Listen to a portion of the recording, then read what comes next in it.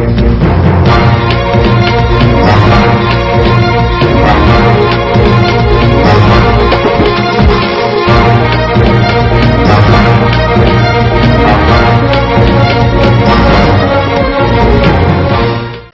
ವೀಕ್ಷಕರೇ, ಅಗ್ನಿ ನ್ಯೂಸ್ಗೆ ಸ್ವಾಗತ. ನಾನು ಚೈತ್ರ.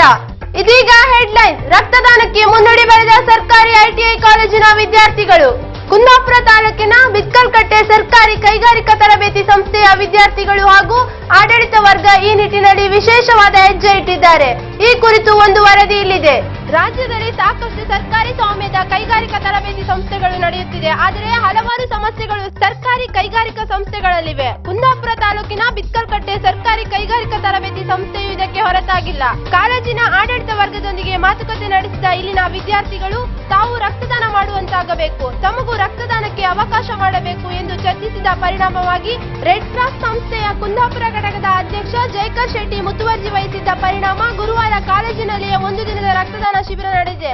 ಸುಮಾರು 70 ವಿದ್ಯಾರ್ಥಿಗಳು ರಕ್ತದಾನ ಮಾಡಿದ್ದು ತಲಾ ಒಂದೊಂದು ಯೂನಿಟ್ನಂತೆ 70 ಯೂನಿಟ್ ಸಂಗ್ರಹ ಮಾಡಲಾಗಿದೆ.